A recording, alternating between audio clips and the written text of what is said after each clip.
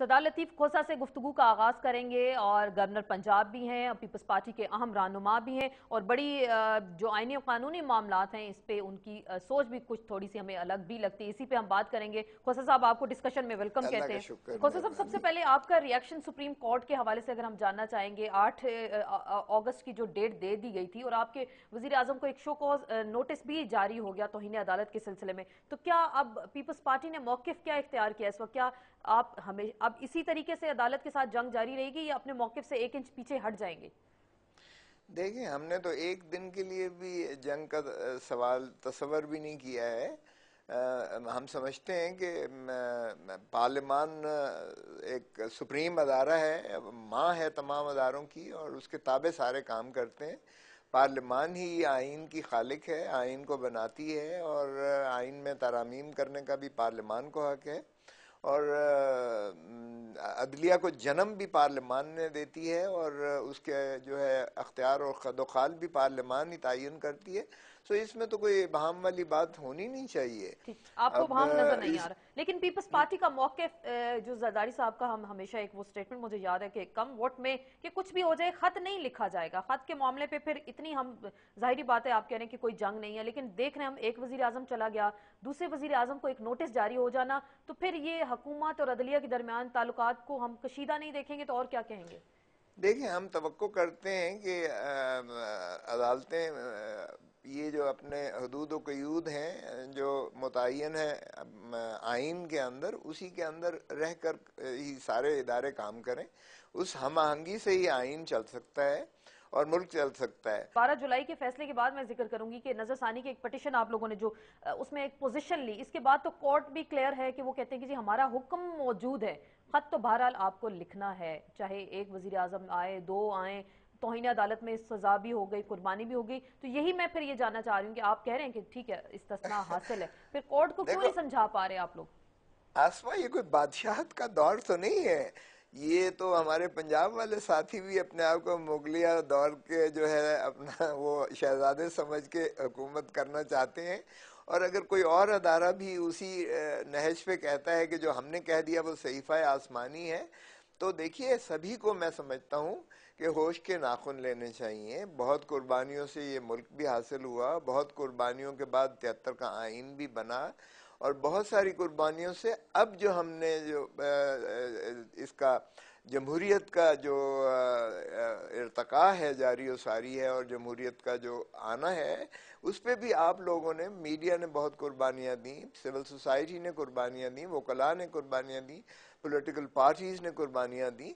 तो मैं समझता हूँ कि खुदारा जमहूरियत को, हम इस काफिले को, इस सिलसिले को, इसको रवां दवां रखना तो इससे चाहिए। सर जमहूरियत को क्या खतरा होता है कि हमने देखा, अब मैं आपके एक दोस्त का ही जिक्र करूंगी, बाबर अमान साहब कहते हैं कि अदालत जो है मशवरा नहीं देती, वो एक रास्ता दे देती है। तो एक रास्ता तो देने की कोशिश की थी जजेस ने, जस्टिस खोसा साहब ने भी कहा था कि कोई दरमियानी रास्ता निकाल लेते हैं, हमारे भी मौजूद सदर हैं और हम नहीं चाहते कि उनकी इस तरीके से जग हसाई हो। तो कोर्ट के सामने फिर 8 जुलाई को आपने कोई रास्ता पेश करना था, वो आप लोगों ने नहीं किया। तो पोजीशन आपकी देखिए बड़ी वाज़ेह, बड़ी क्लियर है इस हवाले से। क्या देखिए, पार्लियामान को मशवरा किसी का ज़रूरत नहीं होती है। पार्लियामान जो है वो सॉवरेन अदारा है, और ये कहना भी पार्लियामान की तौहीन है जब ये कहा जाए कि पार्लियामान ने जो है कोई उसमें उनकी कोताही है या उनकी लग़ज़िश है या वो गलत कर रहे हैं। और ये एक अजीब सा रिवाज कुछ ऐसा शुरू हुआ है जिसमें किसी उस जानिब से या किसी जानिब से ये हमें एक दूसरे का एहतराम मलहूज करना पड़ेगा अगर हमने इस सिलसिले को जो है परवान चढ़ाना है। बदकिस्मती है, एक बच्चा बार बार बाप से कहता है, अबू अबू अबू ये तो पौधा जड़ नहीं पकड़ रहा है। वो बाप कहता है, बाबा तुम्हें कैसे पता है कि जड़ नहीं पकड़ रहा है? कहता है, अबू मैं रोज इसे उखेड़ के देखता हूँ और ये तो जड़ें पकड़ ही नहीं रहा है, फिर मैं इसको डाल देता हूँ। तो अगर आप जमहूरियत के पौधे को इस तरह रोज आप उसको हिचकोले देते रहेंगे, और इसी तरह आपका मुल्क जो है, आप देखें कि 33 साल से ज्यादा तो मार्शल लॉ की नजर रहा, और उसमें बदकिस्मती से हिचकोले किसने दिए? عدلیہ نے سب سے زیادہ اس کو لیجیٹمیسی کنفر کی. ہاں ہاں. اب بہت ہو لیا. میں کہتا ہوں کہ خدا را جمہوریت کو چلنے دیں, اور وہ پارلیمان کی پریمیسی کو جب تک آپ لیکن تسلیم مجھے پھر نہیں آپ کی کریں گے. باتوں سے سر یہ لگ رہا ہے کہ آپ کہہ رہے ہیں کہ سپریم کورٹ نہیں چلنے دے اس وقت جمہوریت کو, اور پارلیمان کا جو بار بار ذکر کریں, لیکن کورٹ کا میں ذکر کرتی چلوں, جیسے ہم نے کہا مشورہ نہیں دیتی, وہ کہہ رہے ہیں راستہ دیتی ہے کورٹ. تو وہ کہتے ہیں معاملہ کسی شخصیت کا نہیں ہے, ہم تو کہتے ہیں کہ جو غیر قانونی طریقے سے خط لکھا گیا اس کو واپس لیا جائے. دیکھیں, ہم نے کب کہا ہے کہ نہیں لکھیں گے, لیکن ہم نے یہ بھی ساتھ کہا ہے کہ دیکھیں آئین, اب جو جس شخص کے بارے میں کہا جا رہا ہے وہ شخص جو ہے اس وقت سربراہ مملکت خداداد پاکستان ہے. مجھے بتائیں کہ کیا 20 کروڑ عوام کی عزت اور ناموس اور وقار اس کی جنازہ نہیں نکل جائے گا کہ ایک تھرڈ کلاس میجسٹریٹ جو ہے, ایک بیرونی ملک کے تھرڈ کلاس میجسٹریٹ کو لکھا جائے کہ ہمارے سربراہ مملکت کو جو ہے آپ فوجداری مقدمے میں بلائیے گا اور اس کو کھول دیں. میں کہتا ہوں دنیا کی جو پروقار اور مملکتیں ہوتی ہیں وہ تو اپنے ریمنڈ ڈیوس جیسے بندے کو بھی اٹھا کے لے جاتی ہیں. تو ہمارے صدر خدا صاحب را ریمنڈ اپنے اوپر رحم ڈیوس کیجئے گا, عوام پر رحم کرنا چاہیے. خسرو صاحب, اگر آپ یہ سمجھا رہے ہیں ہمیں کہ معاملہ اتنا ہی سادہ ہے اور اتنا پیچیدہ نہیں ہے, اس کو جس طریقے سے بنا دیے گئے, اس سے پھر جمہوریت کو بھی خطرے آ گئے, سپریم کورٹ سے آپ کہہ رہے ہیں کہ وہ جمہوریت اس پہ ہچکولے کھا رہی ہے, تو پھر معاملہ اگر اتنا سادہ ہے تو اتنا کمپلیکیٹڈ کیوں بنا دیا گیا, کیونکہ اس میں ایک وزیر اعظم چلے گئے, اب ہم دیکھ رہے ہیں دوسرے وزیر اعظم کی بھی اسی میں باری آنی ہے. پیپلز پارٹی اس کو, اس سارے سین کو لے کر کے کچھ مظلومیت کا پرچار تو نہیں کرنا چاہ رہی؟ آسما, یہ ہمیں کیوں کہہ رہی ہیں؟ سپریم کورٹ کو کیوں کوئی یہ بات نہیں سر ہم سمجھاتا اور کورٹ کو کہتا؟ مشورہ تو نہیں دے سکتے, کیس تو آپ نہیں, لوگ کیوں نہیں لڑتے دے ہیں. دیکھیں کیوں نہیں دے سکتے؟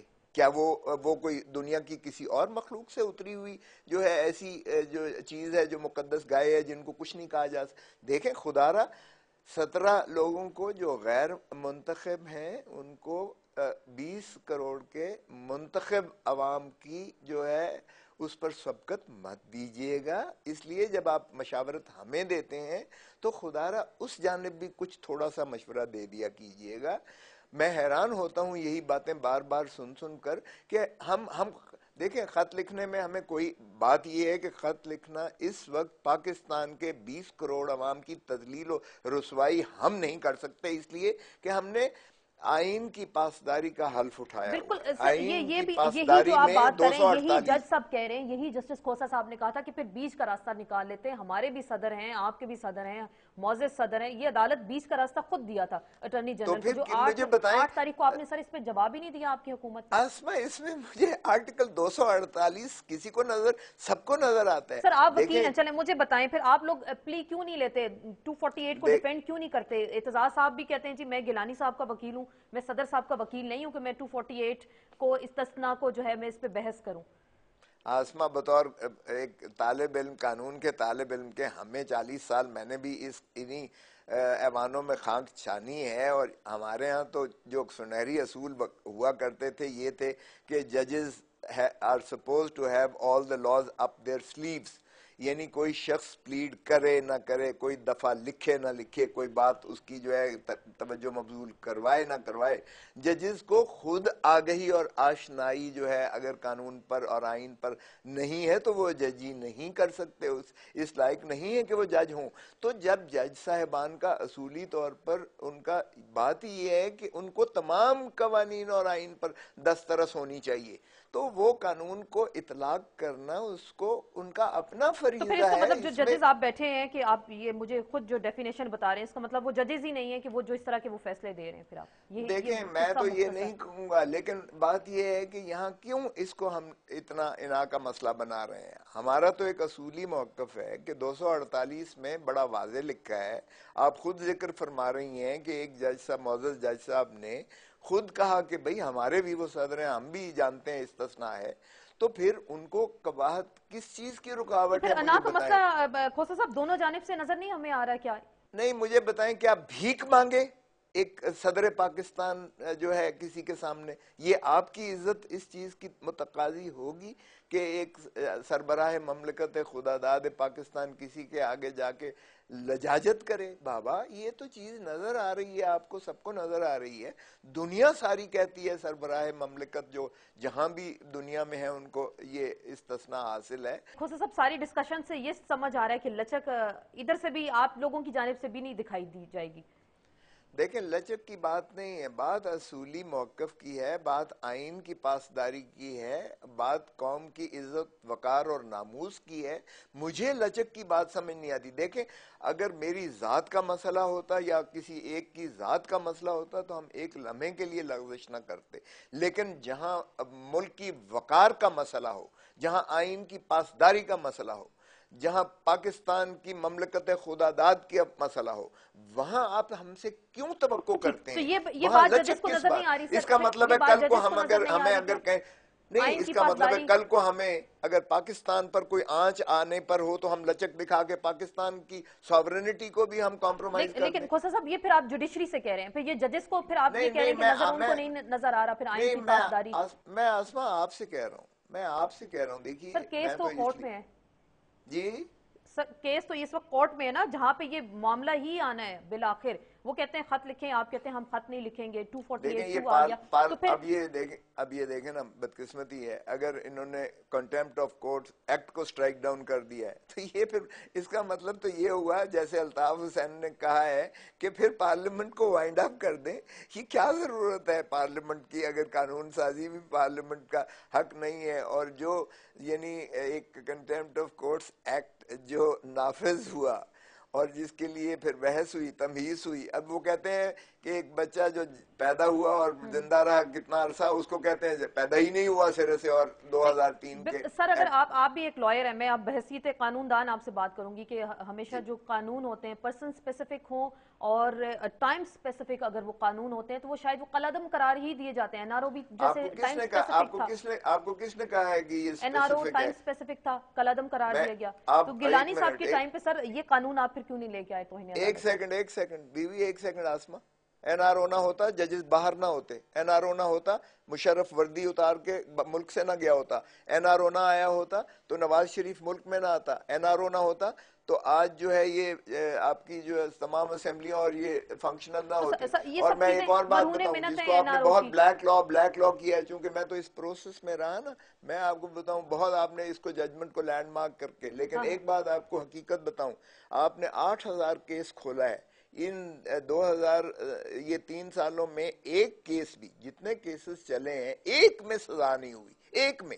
اور یہ اگر اس وقت خود نواز شریف نے تسلیم کیا تھا کہ یہ جھوٹے کیسز ہیں، سیف الرحمان نے گڑ گڑا کے پاؤں پر ہاتھ رکھ کے زرداری صاحب سے بھیک مانگی اور معافی مانگی تھی. کھوسا صاحب اور اگر این آر او اتنا 2006 اچھا تھا تو مجھے صرف یہ سمجھا دیں، ہمارے ناظرین کو سمجھا دیں، این آر او جی اتنا اچھا تھا تو پارلیمنٹ نے کیوں نہیں اس کو رکھا اپنے پاس؟ پارلیمنٹ نے بھی اس کو باہر شاید پھینک دیا، کالا قانون اس کو کہا گیا نا. تو سر مجھے یاد ہے جوڈیشری کی کیمپین میں آپ کا سر پھٹا تھا وہ دیکھیے بدقسمتی سے محترم نواز شریف نے میثاق جمہوریت پر دستخط کر کے اور وہاں یہ کہہ کر کہ ہم نفرتوں کی سیاست کو خیر بات کہتے ہیں، ہم نے دونوں نے غلطیاں کی ہیں، معافیاں مانگی ہیں. آپ کو یاد ہوگا انہوں نے یہاں آ کر پھر سیاست شروع کر دی، پھر این آر او کی انہوں نے یہاں آ کر بھرپور مخالفت شروع کر دی، پھر انہوں نے آ کر وہاں جو ہے اسمبلی میں اپوزیشن شروع کر دی.